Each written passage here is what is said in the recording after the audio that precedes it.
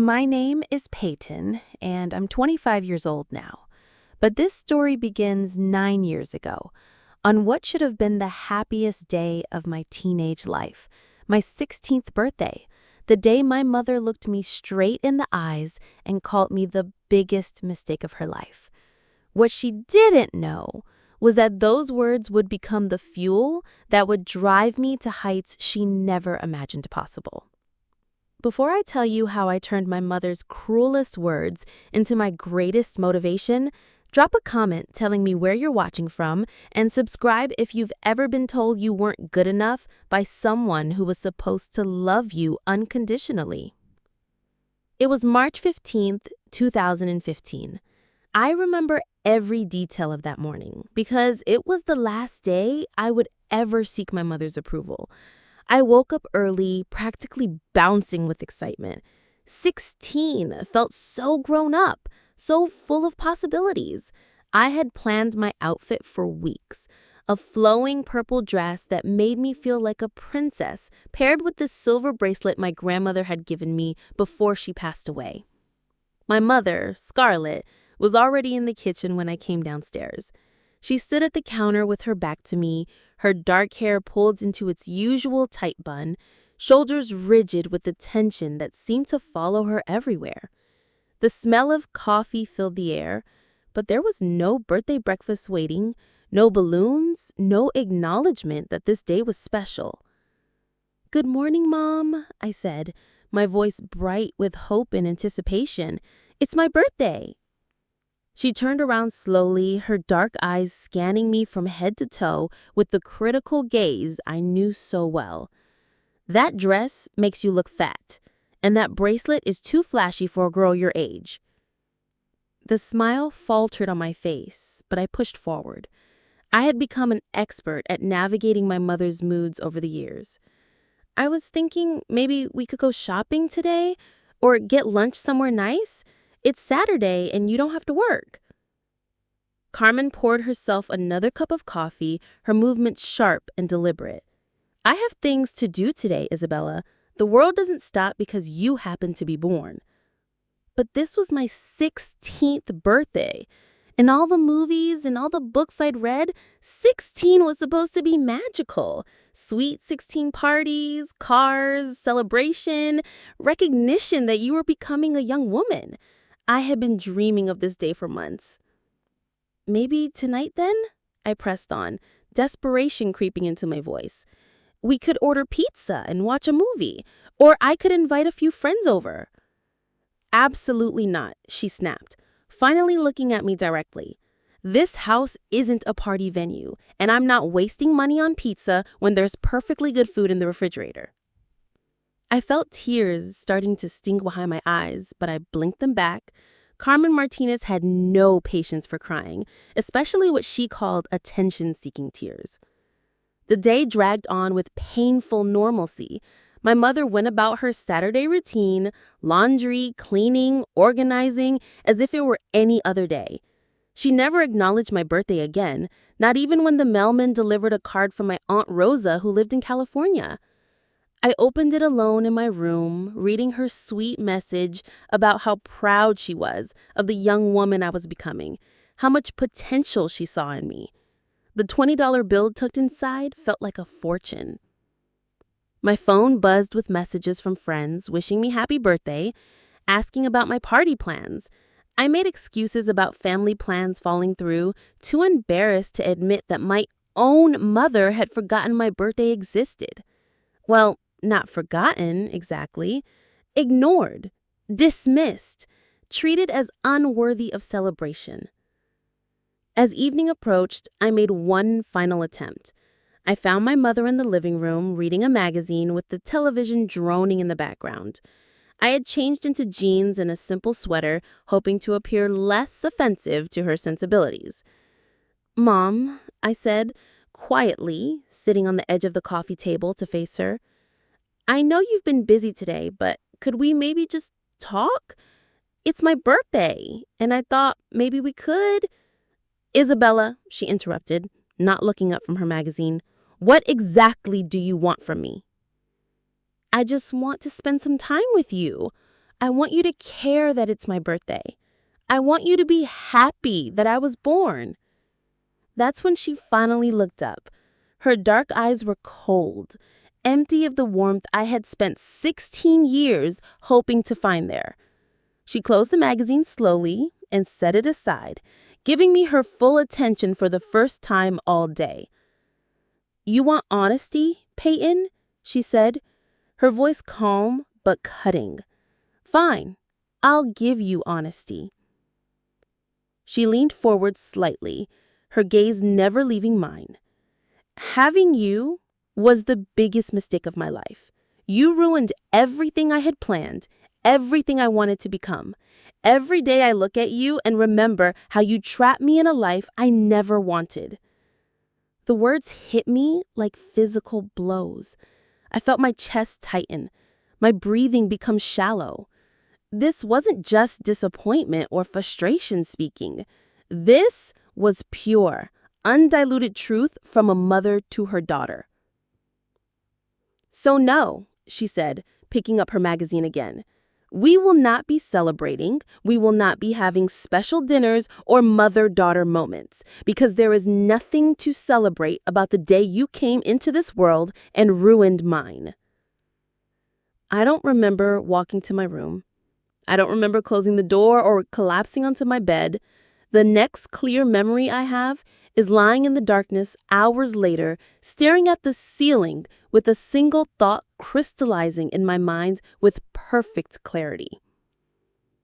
If she was the biggest mistake of her life, then I would make sure she regretted every word of that statement. I would become everything she said I could never be. I would achieve everything she claimed was impossible for someone like me.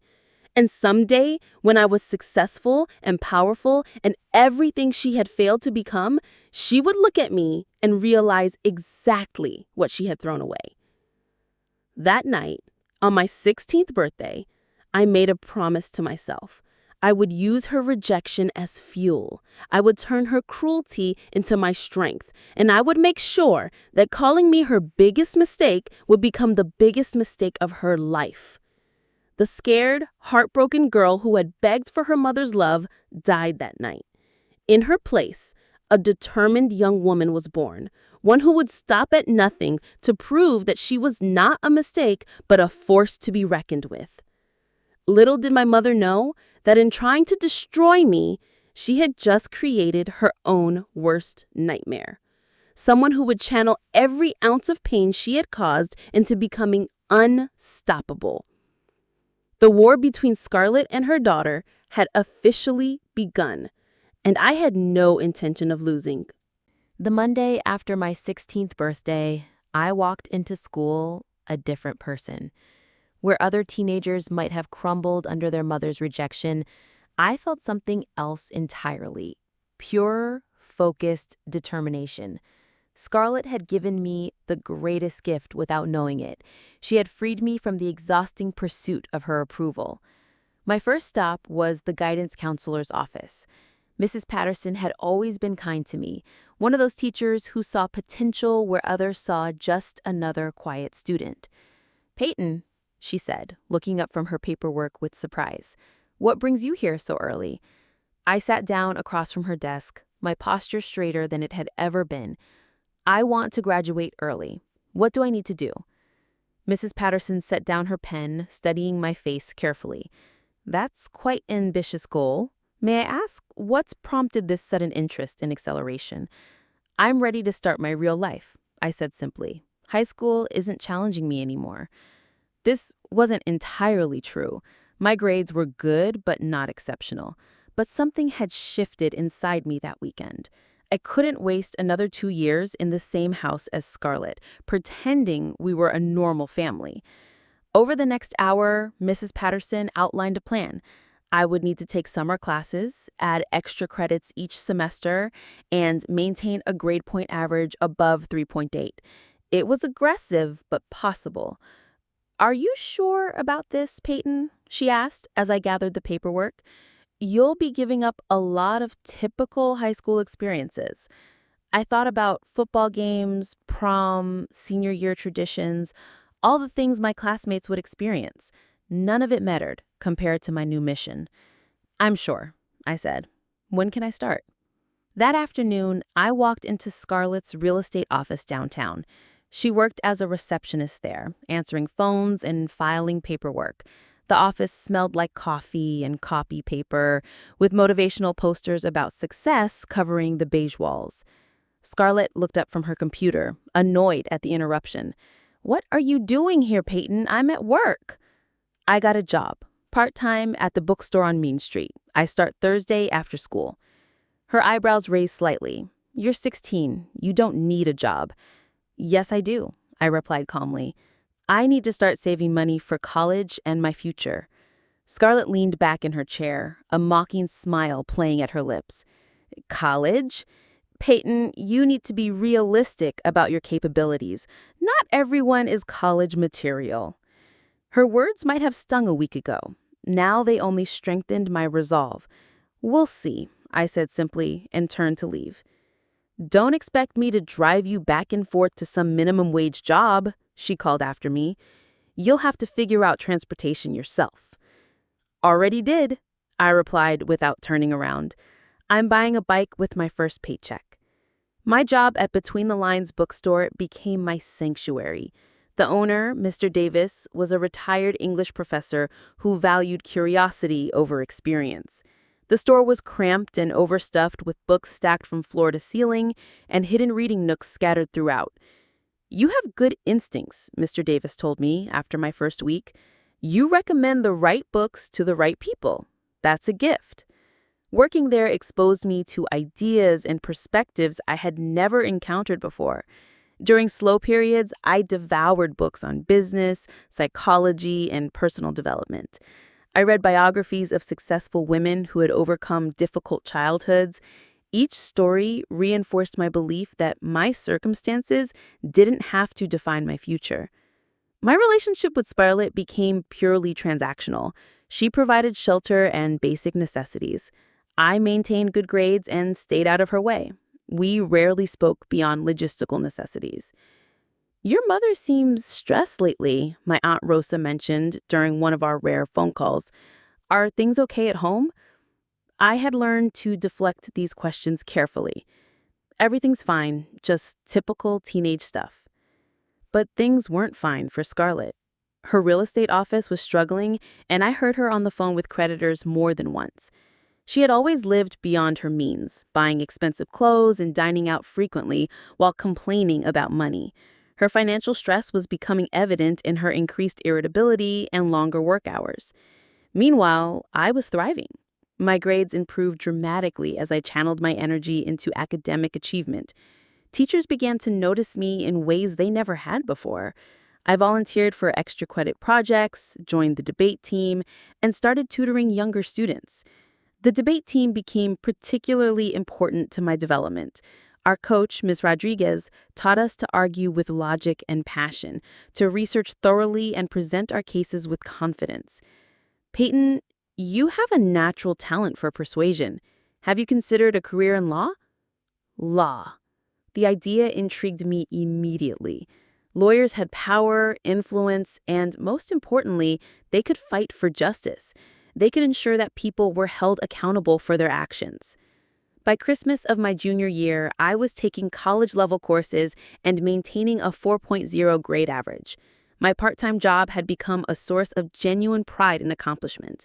I had saved over $2,000 and purchased not just a bike, but a reliable used car that gave me complete independence. Scarlett's financial situation continued to deteriorate. The real estate market was struggling and her office cut her hours. She applied for a second job at a department store, working evenings and weekends. For the first time in my life, I watched my mother struggle the way she had always expected me to struggle. One evening in late December, she approached me in the kitchen where I was doing my homework. "Peyton," she said, her voice lacking its usual edge, "I need to ask you something." I looked up from my calculus textbook, waiting. "Could you help with the electric bill this month? Just this once. Things are tight right now." The irony wasn't lost on me. The daughter she had called her biggest mistake was now being asked to financially support her. I had the money. My bookstore job and tutoring income had given me more financial stability than Scarlett had. But I remembered her words from my birthday. I remembered every criticism, every dismissal, every moment she had made me feel worthless. "I'm saving for college," I said simply. "Every dollar I earn goes toward my future." Scarlett's face flushed with anger and embarrassment. "I'm your mother. When I ask for help, you help. When I asked for love and support, what did you give me?" I replied calmly, returning to my homework. She stood there for a long moment, speechless. Finally, she turned away without another word. That night, I heard her crying in her bedroom. For just a moment, I felt a flicker of the old sympathy, the desperate need to comfort and please her. But I reminded myself of my mission. Scarlett had taught me that love was conditional, that I was only valuable for what I could provide. Now, she was learning the same lesson. The girl who had begged for her mother's approval was gone. In her place was someone who understood that the only person responsible for my success and happiness was me, and I was just getting started. I graduated high school at 17, 6 months ahead of my original class. The ceremony was small, held on a Thursday afternoon in the school auditorium. I sat alone in the front row, watching my classmates celebrate with their families. Scarlett hadn't even bothered to show up. "Congratulations, Peyton," Mrs. Patterson said afterward, handing me my diploma. "You should be proud. This took incredible dedication." "Thank you," I replied, but my eyes were already focused on the future. High school was just the first step. That fall, I started at State University with a full academic scholarship and a spot in their accelerated pre-law program. Moving into the dorms felt like stepping into a different world. For the first time in my life, I was surrounded by people who valued intelligence and ambition. My roommate, Harper, came from a wealthy family in the suburbs. Her parents had driven her to campus in a luxury SUV, helping her unpack boxes of expensive clothes and electronics. "What does your mom do?" Harper asked as we arranged our room.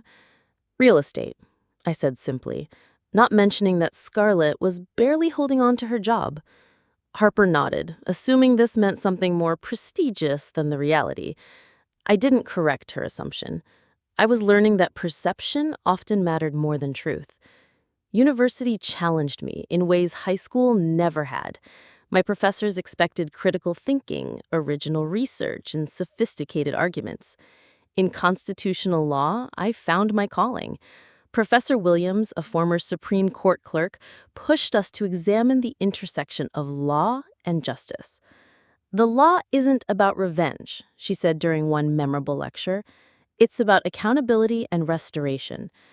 But sometimes I thought, accountability looks a lot more like revenge. My grades were exceptional from the start. I joined the debate team, the pre-law society, and started tutoring underclassmen for extra money.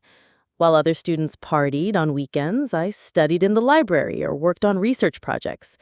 Every achievement felt like armor, protecting me from ever being vulnerable the way I had been at 16. Meanwhile, Scarlett's life was unraveling.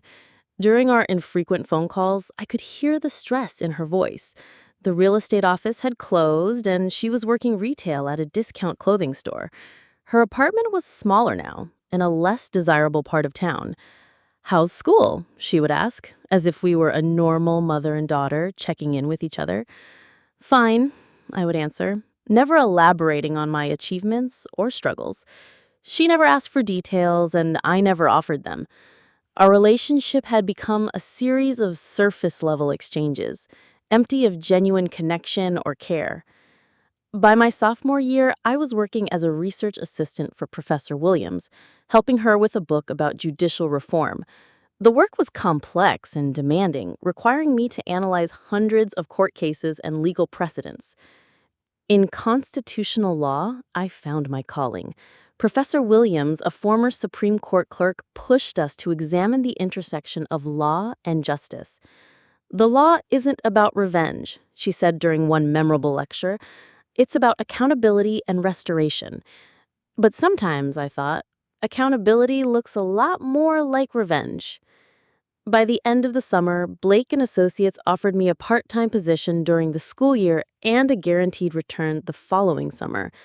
More importantly, they helped me secure early admission to the university's law school with a partial scholarship. I was 20 years old, already accepted to law school and earning more money than Scarlett ever had. The contrast wasn't lost on me. During Christmas break of my junior year, I drove home for the first time in months. Scarlett's apartment was even smaller than I had imagined, a studio in a complex that smelled like cooking oil and cigarettes. She looked older, more tired, her confidence diminished by years of financial struggle. "You look successful," she said as I sat on her secondhand couch. It wasn't quite a compliment, more an observation tinged with resentment. "I'm doing well," I replied, neutrally. We sat in awkward silence for several minutes. Finally, Scarlett spoke again. "I saw your scholarship mentioned in the university newsletter. Law school is expensive." "I'm managing," I said. She hesitated, then forged ahead. "Peyton, I know things between us haven't been easy, but you're doing so well now, and I'm proud of you. Maybe we could start over, try to have a better relationship." The words she should have said years ago, when they might have mattered, now they felt calculated, motivated by her financial desperation rather than genuine emotion. "Why now?" I asked quietly. Scarlett's facade cracked slightly. "I made mistakes when you were younger. I was dealing with a lot of stress, and I took it out on you. But we're both adults now. We could support each other." Support each other. What she meant was that I could support her. "Do you remember what you said to me on my 16th birthday?" Her face flushed slightly. "You're going to hold that against me forever. I was having a difficult time. People say things they don't mean when they're stressed." "You called me the biggest mistake of your life. You told me I ruined everything you wanted to become." "That was years ago, Peyton. Can't we move past it?" I stood up, gathering my jacket. "You were right about one thing. I did change your life. Just not the way you expected." As I walked toward the door, Scarlett's desperation became evident. "Please don't leave this way. I need you to understand that I was wrong. You're not a mistake. You're successful and smart, and I want to be part of your life." I turned back to look at her one final time. "You had 18 years to be part of my life. You chose not to be. That was your decision, and this is mine." The drive back to campus felt like closing a chapter. Scarlett had created the person I had become through her rejection and cruelty. Now she wanted to benefit from the strength she had inadvertently forged. But the daughter who had desperately sought her approval was gone, replaced by someone who understood that love offered only when convenient wasn't love at all. Law school was everything I had imagined and more. The competition was fierce, with students who had graduated from the best universities in the country. But I had something many of them lacked: hunger, born from necessity rather than privilege. My first year, I ranked third in my class. By second year, I was top of my class and editor of the law review. Professors began recommending me for prestigious clerkships and summer positions at elite firms. "You have the kind of drive that separates good lawyers from great ones," Dean Morrison told me during a career counseling session. "Where do you see yourself in 10 years?" "Running my own firm," I answered without hesitation, "representing people who need someone willing to fight for them." Blake and Associates offered me a full-time position before I even graduated. The starting salary was more than Scarlett had ever earned in her best year. I was 23 years old, about to become an associate at one of the city's most prestigious law firms. Meanwhile, Scarlett's situation had become desperate. She had been evicted from her apartment and was living in a motel room, paying by the week. Her retail job barely covered basic expenses, and she had accumulated significant credit card debt. She started calling me regularly, something she had never done before. The conversations always followed the same pattern: casual questions about my life, followed by increasingly obvious hints about her financial struggles. "Law school must be expensive," she would say. "I worry about you taking on too much debt." "I have scholarships and a job lined up. I'm fine." "That's wonderful, honey. You've always been so responsible with money. I wish I had your discipline." The endearments felt foreign coming from her. Honey and sweetheart, words she had never used when I actually needed her affection. 3 weeks before my law school graduation, Scarlett called with a different tone. She was crying, something I had rarely heard from her. "Peyton, I don't know who else to turn to. I'm being evicted again, and I don't have anywhere to go. Could you possibly help me with a deposit on a new place, just until I get back on my feet?" The irony was perfect. The woman who had told me I was her biggest mistake was now begging that same mistake to save her. "How much do you need?" I asked. $2,000. I know it's a lot, but I wouldn't ask if I wasn't desperate." $2,000. I had that much in my checking account, money I had saved from my summer internships, money I could easily spare without affecting my own plans. "I'll think about it," I said, and hung up. But I had already made my decision. The next day, I drove to Scarlett's motel. It was in the worst part of town, surrounded by pawn shops and liquor stores. Her room was tiny and depressing, with water stains on the ceiling and furniture that had seen better decades. She opened the door wearing clothes I recognized from years ago, now faded and ill-fitting. She looked genuinely surprised to see me. "Peyton, did you think about what I asked you?" "I did," I said, stepping into the cramped room. "And I have an answer." Hope flickered in her eyes. "Thank you, honey. I knew you would understand. Family helps family." I reached into my purse and pulled out an envelope. But instead of handing it to her, I set it on the small table between us. "This contains a check for $2,000. But before you take it, I want you to remember something." Scarlett's eyes were fixed on the envelope. "Of course. What do you want me to remember?" "7 years ago, on my 16th birthday, you told me I was your biggest mistake of your life. You said I ruined everything you wanted to become. Do you remember that?" Her face flushed. "Peyton, I was going through a difficult time. I didn't mean it the way it sounded." "You also said I wasn't special, that I was just a reminder of your bad choices. You told me there was nothing to celebrate about the day I was born." "Please don't do this," she whispered. "I've apologized. I was wrong." I picked up the envelope. "You were wrong about my value, but you were right about one thing. I did change your life completely." I tore the check in half, then in half again. Scarlett gasped, as if I had physically struck her. "What are you doing?" "I'm giving you exactly what you gave me," I said calmly. "Nothing." "You can't be serious. I'm your mother." "Yes, you are. And when I needed a mother's love and support, what did you give me? When I begged for your approval, your encouragement, your basic kindness, what did you offer instead?"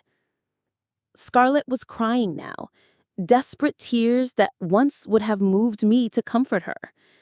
"I made mistakes, but people change. I've changed." "Have you, or are you just desperate?" I moved toward the door, then turned back for one final observation. "You called me your biggest mistake, but sitting here in this motel room, begging the daughter you rejected for money you'll never have, I think we both know who really made the biggest mistake." As I walked to my car, I heard her calling my name through the thin walls, but I didn't look back. The scared 16-year-old who had craved her mother's love was finally, completely gone. 2 weeks later, I graduated summa cum laude from law school. I sat in the auditorium surrounded by families celebrating their children's achievements, but I didn't feel lonely anymore. I had learned to be my own family, my own support system, my own source of pride and validation. The war was over, and I had won. Revenge Girls, Episode 5, Career Launch. My first year at Blake & Associates exceeded every expectation. While other new associates struggled with the workload, I thrived. 80-hour weeks felt manageable compared to the emotional exhaustion of my childhood. Partner Sarah Chen assigned me to a high-profile corporate lawsuit involving a pharmaceutical company. The case was worth millions, with media attention and career-making potential. "This is your chance to prove yourself," Sarah told me. "Don't waste it." I didn't. I worked 18-hour days, researching precedents and building arguments. When the senior associates missed crucial details, I caught them. When witnesses needed preparation, I handled it flawlessly. The opposing counsel underestimated me completely.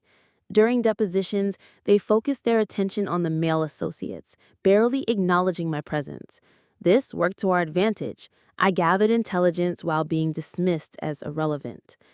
6 months into the case, we won a decisive victory. The settlement was front-page news, and the partners took notice of my contribution. "Outstanding work," the managing partner told me privately. "You have partner potential." At 24, I was earning more than most people twice my age. I bought a downtown condo with floor-to-ceiling windows and a view of the city skyline. Everything was sleek, modern, and entirely mine. Meanwhile, Scarlett had moved in with her sister in another state. Through social media posts from distant relatives, I learned she was working part-time at a grocery store and living in someone's basement. The proud, critical woman who had raised me was gone, replaced by someone dependent on others' charity. She sent a card on my birthday that year. No gift, just a drugstore card with a generic message about being proud of the woman I'd become. Inside, she'd written a phone number and "please call when you're ready." I threw it away without hesitation. My second year brought even greater success. I was promoted ahead of schedule and given my own cases to manage. Corporate clients specifically requested me, drawn by my reputation for thorough preparation and aggressive advocacy. One case involved a woman whose employer had discriminated against her after she reported harassment. The company had powerful lawyers and unlimited resources. They expected her to settle quietly for minimal compensation. Instead, I took them to court and won a judgment that made headlines. The victory felt different from corporate cases.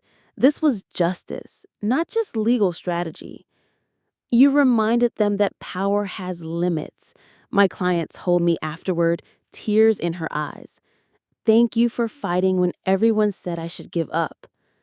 That night, I realized something had shifted. The anger that had driven me for years was transforming into purpose. I was no longer just proving Scarlett wrong. I was becoming the person I wanted to be. 3 years after starting at Blake & Associates, I made junior partner, the youngest in the firm's history. My success was featured in legal magazines and business publications. I was invited to speak at conferences and join prestigious professional organizations. The scared teenager who had begged for her mother's approval was now someone other people sought approval from. The transformation was complete. During the partnership celebration, Sarah Chen pulled me aside. "You've accomplished something remarkable," she said. "But I have to ask, what drives you? This level of success usually comes from either passion or pain." "Both," I answered honestly. Sarah nodded knowingly. "Just make sure you don't let the pain consume the passion. The best lawyers fight for something, not just against something." Her words stayed with me as I looked out from the city from my office that night. Somewhere out there, Scarlett was living a small, diminished life, probably still blaming others for her circumstances. She had no idea that her rejected daughter had become someone who could change lives and shape outcomes. The girl she called her biggest mistake had become everything she never imagined possible. And this was only the beginning. At 27, I made the decision that would define the rest of my career. I was leaving Blake & Associates to start my own firm. "You're making a mistake," the managing partner warned. "Partnership here guarantees security. Starting your own practice is a gamble." But I had learned that security meant nothing if it came with limitations. I wanted to choose my own cases, set my own standards, and build something entirely mine. Reynolds Legal opened with 3 employees: myself, a paralegal named Mia, and a receptionist. We rented a modest office downtown, nothing like the marble lobbies of corporate firms, but it was ours. My first major case came within 2 months. A small business owner was being sued by a large corporation trying to steal his trademark. The corporate lawyers assumed an easy victory against a solo practitioner. They were wrong. I buried them in research, outmaneuvered them in court, and won a settlement that saved my client's business. Word spread quickly about the young lawyer who could beat the big firms. Within a year, Reynolds Legal had expanded to 10 employees. Within 2 years, we moved to a larger office with a view of the harbor. I specialized in cases others wouldn't take: wrongful termination, discrimination, small businesses fighting corporate bullies. "You have a gift for making David beat Goliath," Mia observed as we celebrated another victory. The comparison felt appropriate. I had spent my entire adult life as the underdog, proving that determination could overcome privilege. My personal life remained carefully controlled. I dated occasionally, but never seriously. Relationships required vulnerability, and I had learned to associate vulnerability with pain. Work provided everything I needed: purpose, achievement, and control. Then Scarlett reappeared. She called my office on a Tuesday morning. I hadn't heard from her in 3 years, not since the motel room confrontation. "Peyton, please don't hang up," she said when I answered. "I need to see you. It's important." "We have nothing to discuss," she said quietly. "I'm sick. The doctors say it's serious. I just want to see you once more." Cancer. Breast cancer, stage 3. She was living in an assisted care facility now, her medical bills covered by state assistance. The proud woman who once criticized everything about me was asking her successful daughter for forgiveness. I agreed to meet her at a coffee shop near the facility. When she walked in, I barely recognized her. Chemotherapy had taken her hair and 20 pounds. She looked fragile in a way I had never seen. "Thank you for coming," she said, sitting across from me with careful movements. We sat in silence for several minutes. Finally, she spoke. "I know you hate me. I've earned that. But I need you to understand something about why I was the way I was. Nothing you say will excuse what you did." "I'm not trying to excuse it. I'm trying to explain it." She took a shaky breath. "My mother told me every day that I was worthless. When your father left me pregnant and alone, I felt like she was right." This was new information. I had always believed my father died in an accident.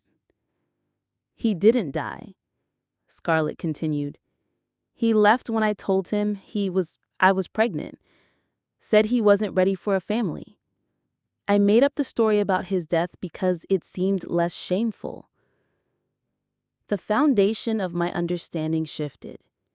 "Why are you telling me this now?" "Because I want you to know that when I called you a mistake, I was really talking about my own choices. You were never the problem, Peyton. I was." Tears were streaming down her face now. "I became everything I was too scared to try to be. successful, strong, independent. I was jealous of my own daughter. I felt something crack inside my chest. Not forgiveness exactly, but understanding. When you needed me most, you weren't there, I said quietly. I know, and you became extraordinary without me. Maybe because of how I failed you, but certainly not because of anything I did right. She reached into her purse and pulled out a newspaper clipping. It was an article about my firm, with my photo and a headline about young lawyers making a difference. I carry this everywhere, she said. I tell everyone who will listen that you're my daughter. I'm proud of you, even though I have no right to be. The conversation lasted 2 hours. We didn't resolve everything. Some wounds were too deep for complete healing. But we reached something like peace. I don't expect forgiveness, she said as we prepared to leave. I just wanted you to know that you were never a mistake.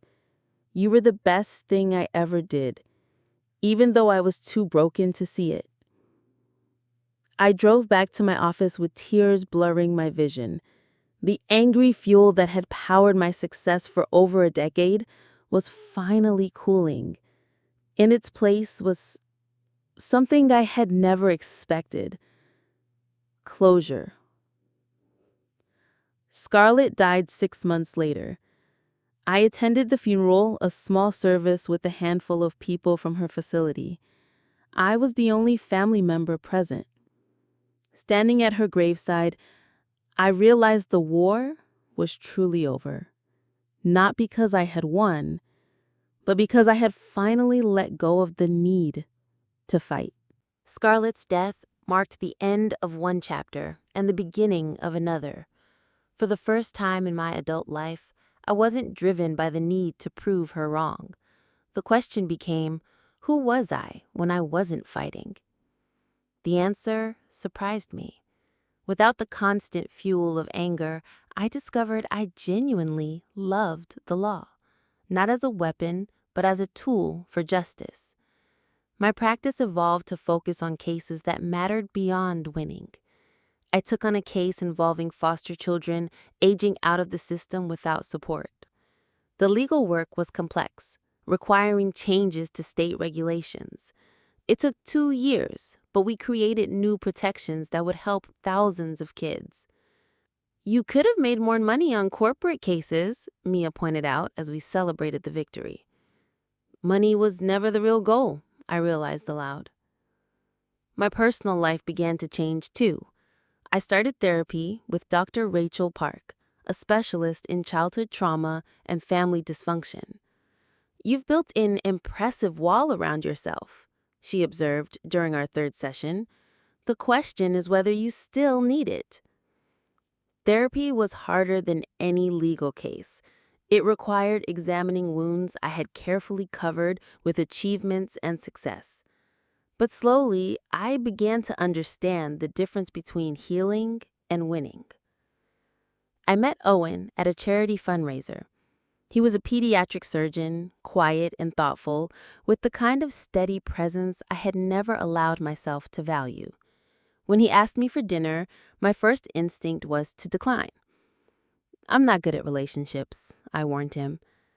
Neither is anyone, really, he said with a smile. We just figure it out as we go. Our first date lasted 6 hours.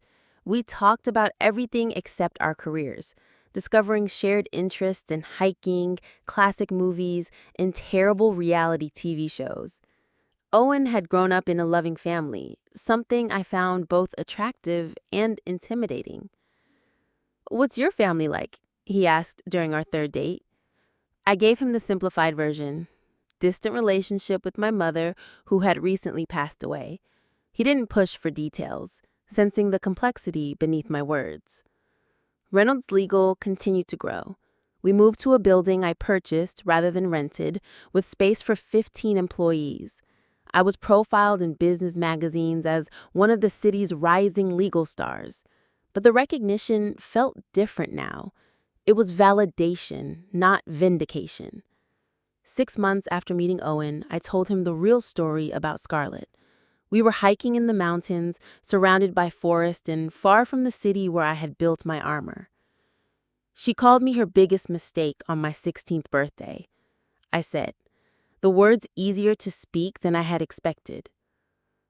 Owen listened without judgment as I explained the years of criticism, the emotional abandonment, and the way I had transformed pain into purpose. "I'm sorry you went through that," he said when I finished, "but I'm also amazed by who you became in spite of it."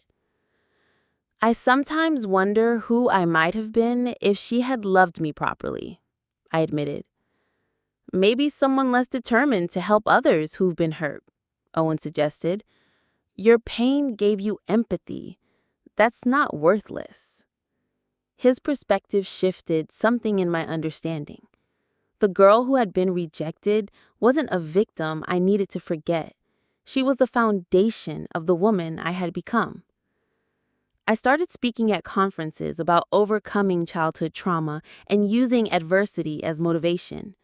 Young lawyers approached me afterward, sharing their own stories of difficult families and self-doubt. "How do you know when you've succeeded?" one asked. "When helping others matters more than proving people wrong," I answered. On the anniversary of Scarlett's death, I visited her grave for the second time. I brought flowers and a letter that I had written but never sent. "I forgive you," I said aloud, placing the letter on her headstone. The angry teenager who had sworn to make her mother regret calling her a mistake was finally at peace. Scarlett had been wrong about many things, but she had been right about one. I had changed her life completely. I had also changed my own. Standing in the cemetery, I realized the ultimate victory wasn't proving I wasn't a mistake. It was becoming someone who could create meaning from pain, who could transform rejection into purpose, and who could love, despite learning early that love was conditional. Scarlett had given me an unexpected gift through her cruelty. She had taught me that I didn't need anyone's approval to be worthy of love and success. The lesson had been painful, but it had also made me unbreakable. The war was over, but the woman it had forged was just beginning to understand her own power. 2 years after meeting Owen, he proposed during a weekend trip to the mountains, where we had first shared my story. The ring was simple, elegant, nothing like the flashy jewelry Scarlett had always coveted. "I love who you are," he said as he knelt beside a waterfall. "Your strength, your compassion, everything you've overcome to become this person." Planning our wedding felt surreal. I had never imagined myself as someone who deserved uncomplicated happiness. Owen's family embraced me completely, never questioning why my side of the church would be nearly empty. "Family isn't just blood," Owen's mother told me during dress shopping. "It's people who choose to love you."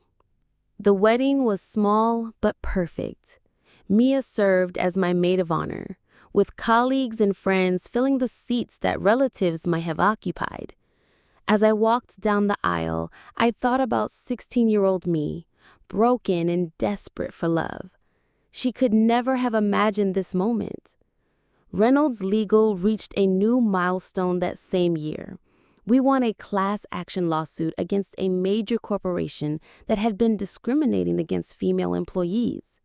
The settlement was worth $50 million, with most going to the affected women.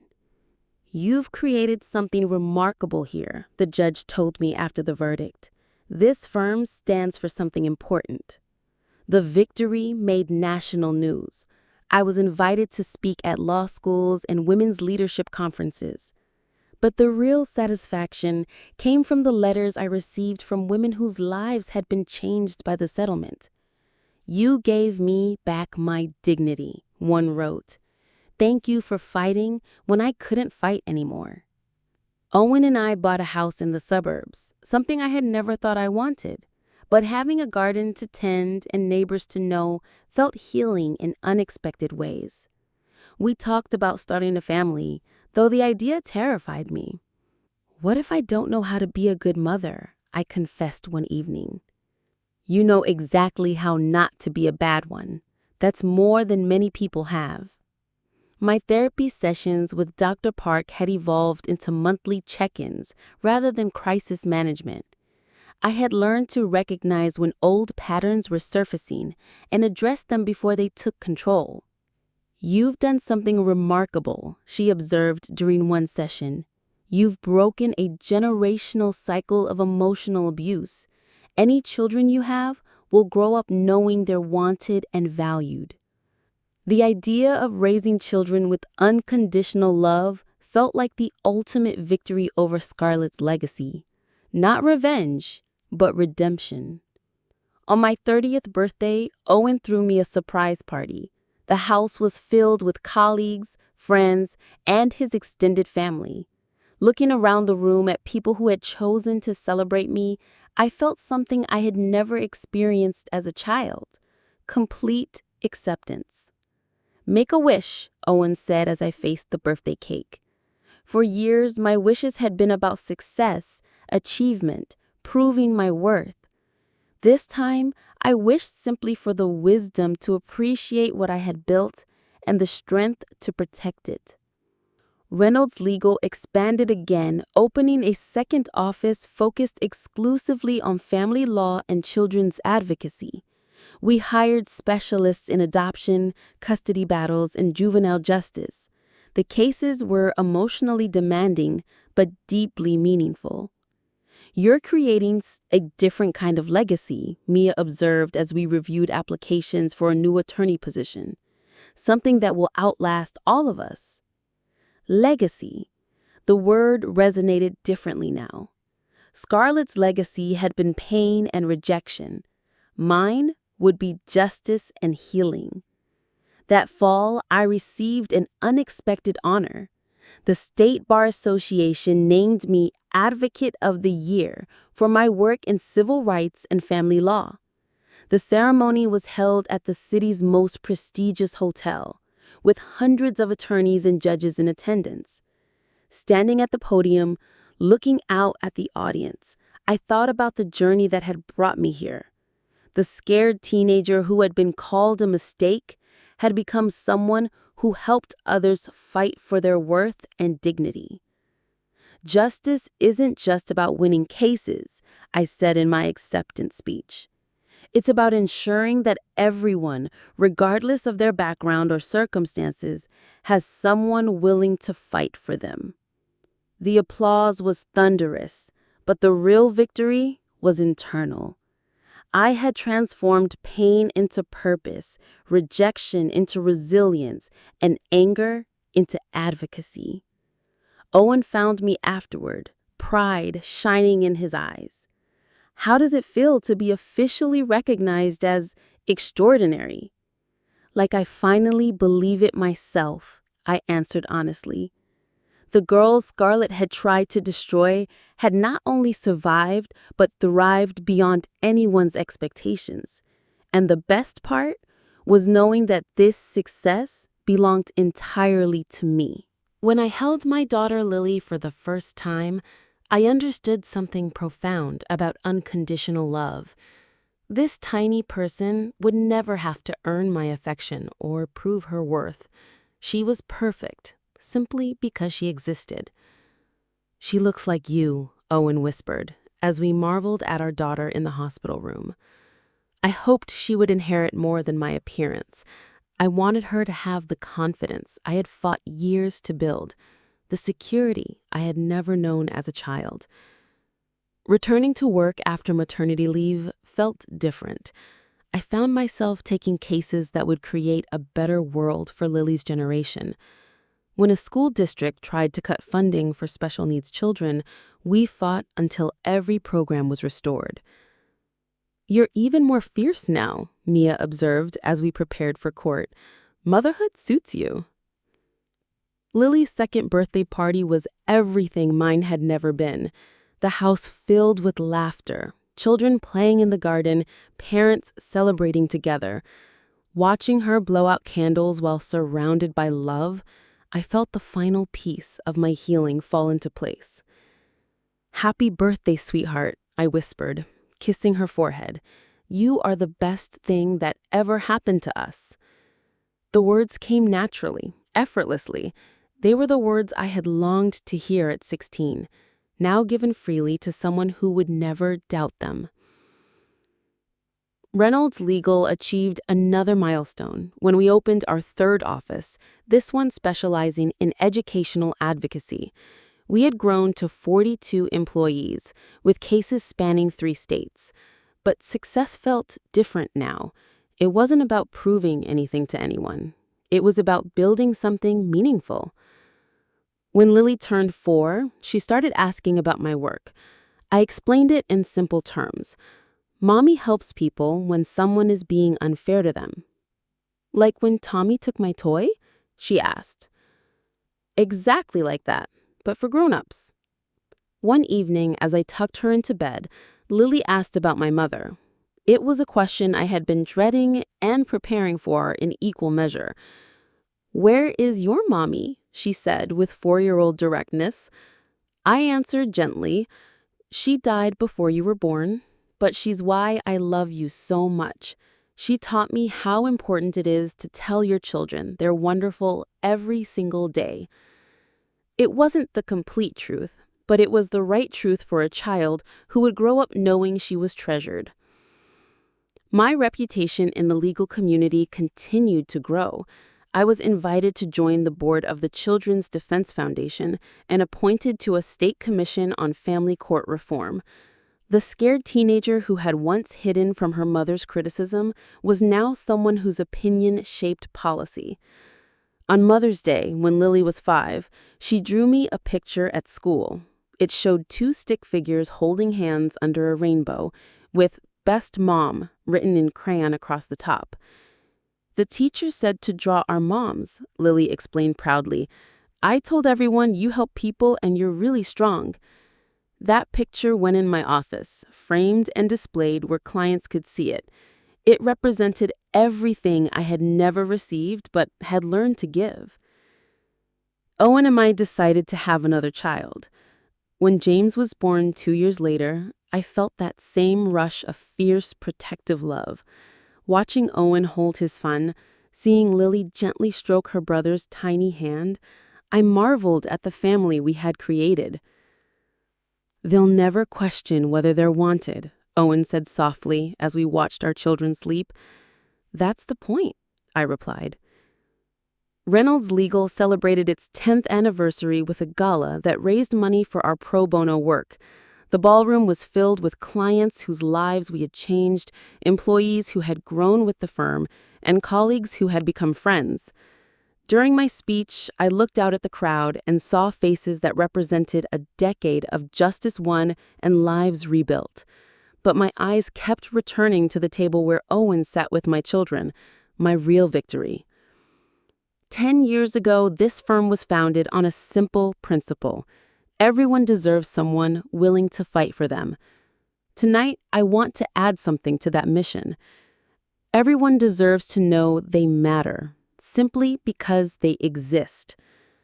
The applause was warm and sustained, but the real reward came later, when Lily, now 7, hugged my legs and said, "I'm proud of you, Mommy." Standing there in my evening gown, surrounded by success and recognition, I realized the ultimate victory wasn't defeating Scarlett or proving her wrong. It was breaking the cycle she had perpetuated and creating something entirely new. My children would never know the hunger for approval that had driven my early years. They would never have to earn love or prove their worth. They would grow up secure in the knowledge that they were celebrated, not tolerated. That was the legacy worth building. Not revenge, but redemption. Not proving I wasn't a mistake, but ensuring my children never doubted they were miracles. Today marks 15 years since that devastating 16th birthday when Scarlett called me her biggest mistake. As I write this, I'm sitting in my home office, watching Lily and James play in the garden while Owen prepares dinner. The life I've built feels surreal compared to where this journey began. Reynolds Legal now employs 63 people across 4 offices. We've won cases that changed laws, helped thousands of people find justice, and created a different standard for what legal advocacy can accomplish. But the real victory isn't measured in courtroom wins or financial success.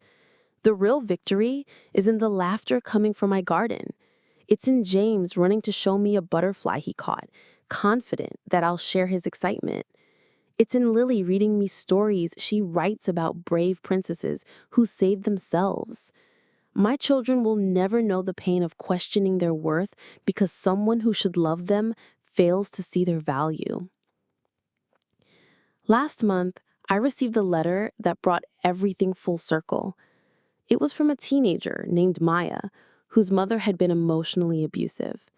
She had read about my story in a magazine article and wanted to share her own experience. "Your story helped me understand that I'm not broken," she wrote. "I'm saving money to leave home when I turn 18, and I'm going to study law, just like you did. Thank you for showing me that painful beginnings don't determine endings." I called Maya that same day. We talked for 2 hours about college applications, scholarship opportunities, and the importance of building a support system. At the end of our conversation, she said something that stayed with me. "Do you ever miss having a normal relationship with your mom?" The question caught me off guard. After all these years, did I still mourn what Scarlett and I never had? "Sometimes," I answered honestly, "but I've learned that missing something doesn't mean you needed it to become whole. The love I didn't receive taught me how to give love better." That conversation inspired me to start a scholarship fund for young people from difficult family situations. The Lily James Foundation, named for my children, provides financial assistance and mentorship for students who are working to overcome childhood trauma and build successful futures. "You're creating the support system you never had," Owen observed as I worked on the foundation's mission statement. "That's exactly what I'm doing," I realized. On Lily's 8th birthday this year, she asked me to tell her about when I was little. I shared carefully chosen stories about learning to be independent, working hard in school, and discovering that sometimes the greatest gift is learning to believe in yourself. "Were you scared when you were my age?" she asked. "Sometimes, but being scared taught me to be brave." Lily considered this seriously. "I'm glad you learned to be brave, Mommy. You help so many people now." At 8 years old, my daughter understood something it took me decades to learn. Pain can become purpose if we choose to transform it rather than let it destroy us. Reynolds Legal recently took on our biggest case yet, a class action lawsuit against a corporation that was systematically discriminating against working mothers. The case will likely take years to resolve, but the potential impact is enormous. Winning could change employment law across the country. "This feels like what you were meant to do," Mia said as we prepared for the first hearing. "All those years of building towards something like this." She was right. Everything in my career had led to this moment, this opportunity to fight for millions of women who deserved better. The scared teenager who once begged for her mother's approval had become someone who could create systemic change. As I finish writing this story, I want you to understand something important. This isn't really a revenge story, though it started that way. It's a story about reclaiming your worth when someone tries to convince you that you have none. Scarlett was wrong about almost everything, but she was right about one thing. I did change her life completely, just not in the way she expected or intended. The biggest mistake she ever made wasn't having me. It was failing to see who I could become when given the chance to prove my worth to myself rather than to her. To anyone watching this who has been told they're not enough, not valuable, not worthy of love and success, I want you to know something. The person who said those things to you was wrong. Your worth isn't determined by their ability to see it. Sometimes the greatest gift someone can give you is their rejection. It forces you to find your own strength, build your own confidence, and create your own definition of success. I am Peyton Reynolds. I was once called my mother's biggest mistake. Today, I'm a successful attorney, a loving wife, a devoted mother, and someone who helps others fight for justice. I transformed my mother's cruelest words into my greatest motivation. And if you're watching this story thinking about your own difficult family relationships, remember this. You get to choose who you become. The person who hurt you doesn't get to write the ending of your story. That power belongs to you alone. Thank you for joining me on this journey from rejection to redemption. If this story resonated with you, please share it with someone who needs to hear that they're not defined by other people's inability to love them properly. Subscribe to Revenge Girls for more stories about turning pain into power and creating the life you deserve, regardless of where you started. Remember, you were never the mistake. You were always the miracle.